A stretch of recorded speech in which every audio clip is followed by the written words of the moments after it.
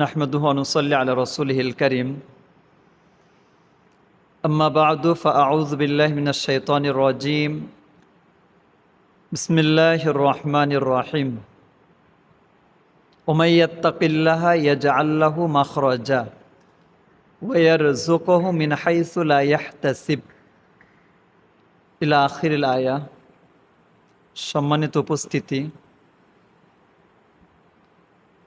আমার একজন শিক্ষক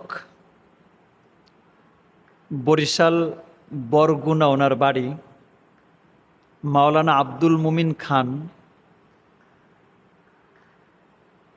উনি আমাদেরকে একদিন বলেছিলেন যে দাজ্জাল এটা আমরা সবাই জানি, আমাদের কাছে প্রসিদ্ধ একটা শব্দ। দাজ্জাল আসবে, কিয়ামতের পূর্বে দাজ্জাল গোটা বিশ্বটা সফর করবে, এটা আমরা সবাই শুনেছি, জানি, কোরআন হাদিস থেকে আলোচনা আলেমরা করেন। তো আমার ওই শিক্ষক, ওনার কথা থেকে আলাদা একটা বৈশিষ্ট্য পাওয়া যায়, যেটা উনি বলেছেন সেটা হলেই উনি বলেন দাজ্জাল শব্দের শাব্দিক অর্থটা কি, এটা আমাদেরকে জানতে হবে। তো উনি বলেন দাজ্জাল শব্দের শাব্দিক অর্থ হলো সিটার, বাটপার, ধোঁকাবাজ, লম্পট, মিথ্যুক। এই যে দাজ্জালের অর্থগুলো, এখন আপনি আমি একটু খেয়াল করি, বর্তমান মানুষের ভিতরে সিটারি, বাটপারি, ধোঁকাবাজি, লম্পটগিরি বলেন, চরিত্রহীনতা, মিথ্যাচারিতা এমনও পরিমাণ ঢুকে গেছে আমাদের ভিতরে যে আমরা কেমন যেন প্রতিটি মানুষ আলাদা আলাদা এক একটি দাজ্জাল। একটা জিনিস খেয়াল করেন, গোটা বিশ্বের ভিতরে বিশ্বব্যাপী যে আন্দোলনগুলো হয়, একজন ব্যক্তির পক্ষে কি সম্ভব? একজন ব্যক্তি একটা আন্দোলন করতে পারে না, বরং ওই একজন ব্যক্তির পিছনে হাজারো সমর্থনকারী থাকে যারা তাকে ভালোবাসে।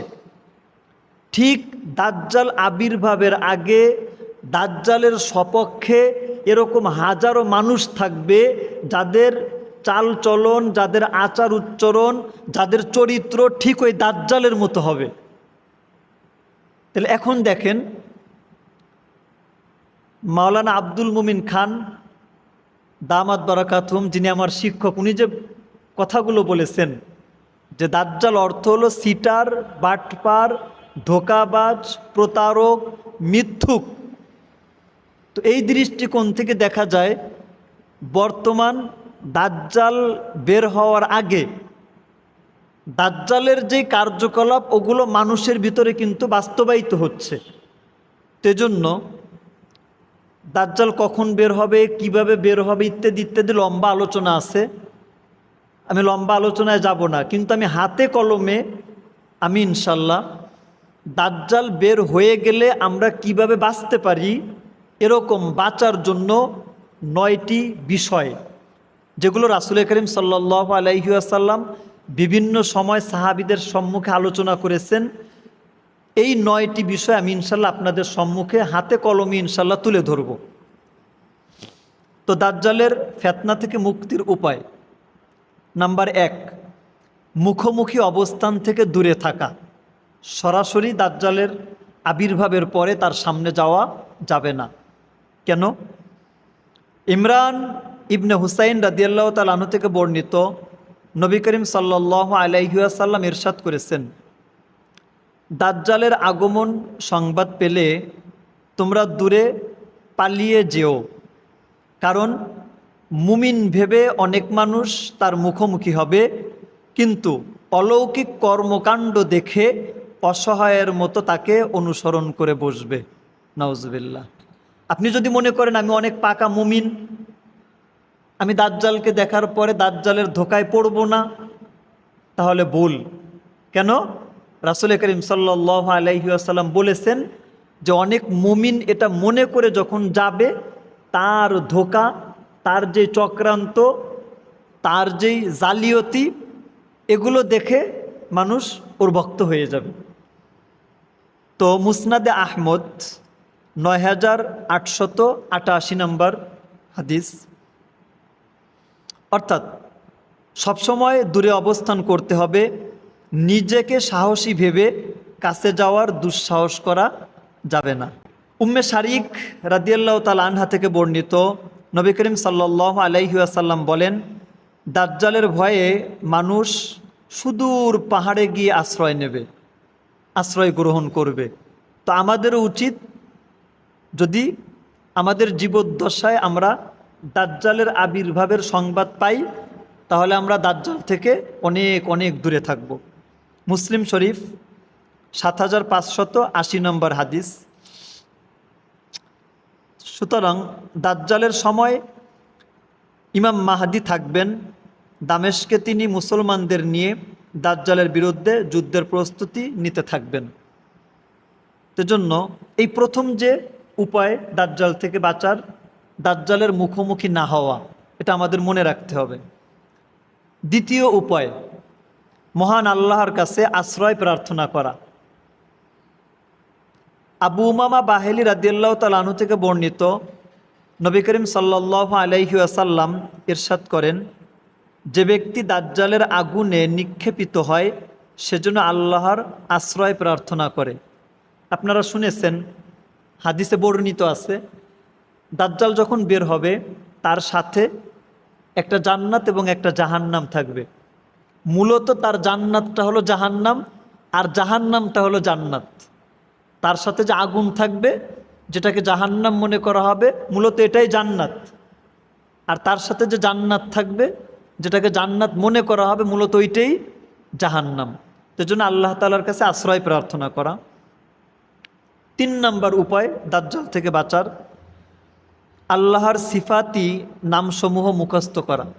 আল্লাহ পাক রব্বুল আলামিনের গুণবাচক যে ৯৯টি নাম আছে, যাদের মুখস্থ আছে আলহামদুলিল্লাহ, আর যাদের মুখস্থ নেই, আমরা ইনশাল্লাহ বিশেষ করে সকাল সন্ধ্যা যদি আমরা ইনশাল্লাহ একটু সময় দেই, চেষ্টা করি, অনায়াসে আশা করা যে ইনশাল্লাহ মুখস্থ হয়ে যাবে। তো আল্লাহ পাক রব্বুল আলামিনের এই সিফাতি নামগুলো মুখস্থ করা। এই সিফাতি নামগুলো মুখস্থ করলে কি হবে, ওই নামগুলোর তাৎপর্য আমার হৃদয়ের ভিতরে যখন ঢুকবে, তখন দাজ্জালের প্রতি আমার একটা ঘৃণার সৃষ্টি হবে। তো কেন? দাজ্জাল হবে কানা, দাজ্জাল কানা হবে। অথচ আল্লাহ পাক রব্বুল আলামিন তিনি কানা নন, বরং আল্লাহ পাক সকল ত্রুটি থেকে মুক্ত ও পবিত্র। এজন্য আল্লাহ পাক রব্বুল আলামিনের সিফাতি নামগুলো মুখস্থ করা।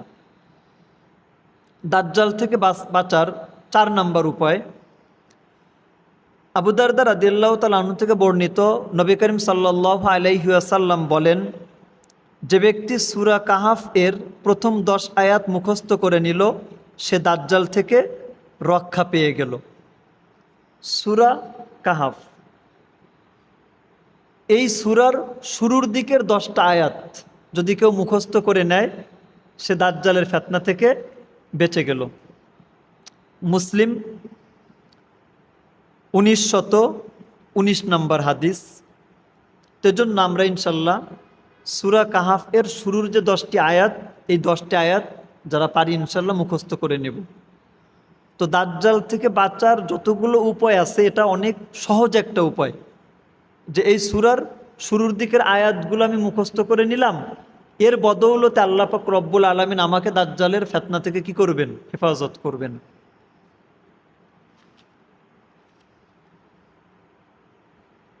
দাজ্জাল থেকে বাঁচার 5 নম্বর উপায়, সূরা কাহাফ তেলাওয়াতের অভ্যাস গড়ে তোলা। আবু সাঈদ খুদরি রাদিয়াল্লাহু তাআলা আনহু থেকে বর্ণিত, নবী করিম সাল্লাল্লাহু আলাইহি ওয়াসাল্লাম বলেন, যে ব্যক্তি নির্ভুলভাবে সূরা কাহাফ পাঠ করল, দাজ্জাল তাকে সামনে পেলেও কোনো ক্ষতি করতে পারবে না। সুবহানাল্লাহ। অনেক গুরুত্বপূর্ণ একটা বিষয়। হযরত আবু সাঈদ খুদরি রাদিয়াল্লাহু তাআলা আনহু প্রসিদ্ধ একজন সাহাবী, উনি বলেন, রাসূল করিম সাল্লাল্লাহু আলাইহি ওয়াসাল্লাম বলেছেন, যে ব্যক্তি নির্ভুলভাবে সূরা কাহাফ পাঠ করলো, দাজ্জাল তাকে সামনে পেলেও কোনো ক্ষতি করতে পারবে না। হাদিসখানা বর্ণিত হয়েছে মুস্তাদরাকে হাকিম এই কিতাবে। 6 নম্বর, দাজ্জাল থেকে বাঁচার উপায়, হারামাইন তথা মক্কা মদিনায় আশ্রয় গ্রহণ করা। এটা সকলের পক্ষে সম্ভব হবে না, তবে যাদের পক্ষে সম্ভব তারা যেন মক্কা মদিনায় অবস্থান করে। কেন? হাদিস শরীফে রাসূল করিম সাল্লাল্লাহু আলাইহি ওয়াসাল্লাম ইরশাদ করেছেন, বলেছেন, দাজ্জাল যখন আত্মপ্রকাশ করবে সে মক্কা এবং মদিনায় প্রবেশ করার চেষ্টা করবে। ওই সময় আল্লাহ পাক রব্বুল আলামিন কর্তৃক ফেরেশতারা খোলা তলোয়ার নিয়ে মক্কা এবং মদিনার বিভিন্ন দ্বারে দ্বারে, বিভিন্ন গেটে, বিভিন্ন জায়গায় দাঁড়িয়ে থাকবে। ফেরেশতারা তাকে ঢুকতে দিবে না, ফেরেশতারা তাকে তাড়া করে মক্কা মদিনার থেকে বের করে দিবে। সুবহানাল্লাহ। তো জন্য মক্কা মদিনায় যারা অবস্থান করবে তারাও দাজ্জালের ফিতনা থেকে নিষ্কৃতি পাবে, মুক্তি পাবে। 7 নম্বর উপায়, নামাজের শেষ বৈঠকে দাজ্জালের ফিতনা থেকে বাঁচার দোয়া পড়া, অর্থাৎ তাশাহুদে সালামের পূর্বক্ষণে হাদিসে বর্ণিত নিম্নোক্ত দোয়া পড়া, আল্লাহুম্মা ইন্নী আউযু বিকা মিন আযাবি জাহান্নাম ওয়া মিন আযাবিল কবরি ওয়া মিন ফিতনাতিল মাহিয়া ওয়াল মামাত ওয়া মিন শাররিল মাসিহিদ দাজ্জাল। অর্থাৎ, হে আল্লাহ, আমি আপনার কাছে জাহান্নাম থেকে আশ্রয় চাচ্ছি, কবরের শাস্তি থেকে আশ্রয় চাচ্ছি, জীবন মৃত্যুর ফিতনা থেকে আশ্রয় কামনা করছি এবং দাজ্জালের ফিতনা থেকে আশ্রয় প্রার্থনা করছি। এই দোয়া পাঠ করা নামাজের ভিতরে তাশাহুদের শেষের দিকে। বুখারী এবং মুসলিমে হাদিসখানা বর্ণিত হয়েছে। তো দাজ্জাল থেকে বাঁচার 8 নম্বর উপায়, দাজ্জালের যেই ফিতনা, এই ফিতনা সম্পর্কে বেশি বেশি প্রচার প্রসার করা। অথচ লক্ষ্য করে দেখেন, বর্তমান সময়ে দাজ্জালের কোনো আলোচনা নেই। এ না থাকার পিছনে কারণ কি? না থাকার পিছনে কারণ হলো, হাদিসের বিভিন্ন ভাষ্যে বোঝা যায় দাজ্জাল আবির্ভাবের আগে গোটা পৃথিবীটা এমন সাজানো হবে, এমন রূপ বা আকৃতি ধারণ করবে যেটা দাজ্জাল কামনা করে। আমার বাড়িতে, আপনার বাড়িতে মেহমান আসলে আপনি আমি যেমনিভাবে বাড়িতে পরিষ্কার করি, পরিচ্ছন্ন করি, বাচ্চা এবং বাড়ির যারা মেজবান আমরা সকলে উত্তম পোশাক পরিধান করি, পরিপাটি থাকি, ঠিক দাজ্জাল আবির্ভাবের আগে গোটা বিশ্বটা ওইভাবে সাজানো হবে যেভাবে দাজ্জাল চায়।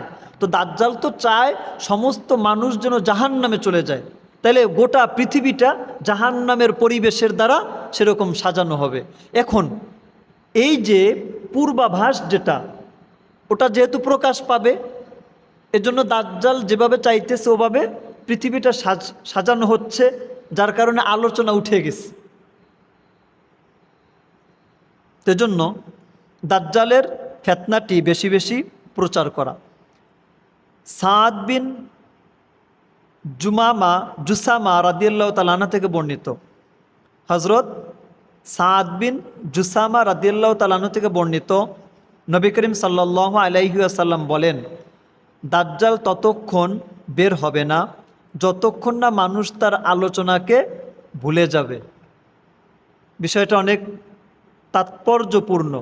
দাজ্জালের আলোচনা এক পর্যন্ত মানুষ ভুলে যাবে, তো ভুলে গেলে তখন দাজ্জালের কি হবে? আবির্ভাব হবে। সেজন্য দাজ্জালের প্রচার প্রসার এটা বেশি বেশি করে করা। এই হাদিসখানা বর্ণিত আছে মাজমায়ে জাওয়ায়েদ নামক কিতাবে। অর্থাৎ কেউ তখন দাজ্জালের আলোচনা করবে না, ফিতনার আধিক্যের দরুন তার ব্যাপারটি মানুষ ভুলে যেতে বসবে। এই এখন বর্তমান সময় আপনারা দেখছেন, এই যে ফুটবল খেলা চলতেছে, কোন দেশ ভালো করতেছে, বিশ্বকাপ কোন দেশ নিতে পারে, আমার দল পাবে কিনা, অন্যের দল নিয়ে যাবে কিনা, আমি যেই প্লেয়ারকে ভালোবাসি, পছন্দ করি, এ কয়টা গোল দিল, তার খেলা ভালো হলো নাকি খারাপ হলো, এগুলো সর্বত্রে সব জায়গায়, রাস্তার মোড়ে, দোকানে, সব জায়গায় আলোচনা হচ্ছে। আপনি দাজ্জালের আলোচনা কখন করবেন? দাজ্জালের আলোচনা কখন শুনবেন? আবার আরেকটা জিনিস দেখেন, যখন বর্তমান বিশ্বে যে কোনো জায়গায় একটা ঘটনা ঘটে যায়, তো গোটা মিডিয়াটা ওখানে ক্যামেরা ফিট করে রাখে, নজরটা ওখানে থাকে। আচ্ছা, যখন ক্যামেরাটা ওখানে থাকে, গোটা বিশ্বের নজর যখন ওখানে থাকে, মিডিয়া ওখানে যখন আত্মনিয়োগ করে, তো বাকি দাজ্জাল যদি ওই সময় প্রকাশ হয়, আত্মপ্রকাশ করে, তখন তার আলোচনা আর কে বলবে, কে করবে? তো জন্য দাজ্জালের আলোচনা মানুষ এক পর্যায়ে ভুলে যাবে। তো জন্য বেশি বেশি দাজ্জালের আলোচনা করা। 9 নম্বর উপায়, এটি শেষ উপায় দাজ্জাল থেকে বাঁচার, আলোচনা শেষ করে দিব ইনশাল্লাহ। শরীয়তের জ্ঞানকেই একমাত্র মুক্তির উপায় মনে করা। ইসলামী শরিয়ার, ইসলাম ধর্মের যেই জ্ঞান, এই জ্ঞানকেই একমাত্র মুক্তির উপায় মনে করা। এই জ্ঞান থাকলে মুক্তি পাওয়া যাবে, এটা বিশ্বাস রাখা। কেন? একজন মুমিনের জন্য শরঈ জ্ঞানী সকল ফিতনা হতে বাঁচার রক্ষা কবচ। হাদিসে এমনই একজন জ্ঞানী যুবকের দাজ্জালের মোকাবেলা করার ঘটনা বর্ণিত হয়েছে। একজন জ্ঞানী যুবক, যার ধর্মীয় জ্ঞান থাকবে, এরকম একজন যুবক দাজ্জালের মোকাবেলা করবে। তাহলে যদি দাজ্জালের মোকাবেলা করার জ্ঞান না থাকে, তাহলে তো পারা যাবে না। জ্ঞান থাকলেই পারবে। আর ওটা কোত্থেকে আসবে? ধর্মীয় জ্ঞান চর্চা করার মাধ্যমে এই বিষয়টি আসবে। তো সেখানে ওই যুবককে দাজ্জাল হত্যা করার লম্বা আলোচনা আছে, ওদিকে আমি যাব না। তো সংক্ষিপ্ত আকারে এই যে 9টি পদ্ধতি, 9টি পন্থা আলোচনা করলাম, আপনাকে আমাকে আল্লাহ পাক রব্বুল আলামিন দাজ্জাল থেকে বাঁচার এবং বর্তমান প্রেক্ষাপটে নিজের ঈমান ও আমলকে হেফাজত করার আল্লাহ পাক রব্বুল আলামিন এই পথ এবং পন্থা এবং এই কৌশলগুলো অবলম্বন করার তৌফিক দান করেন। আমিন। ওয়া আখিরু দাওয়ানা আনিল হামদুলিল্লাহি রব্বিল আলামিন।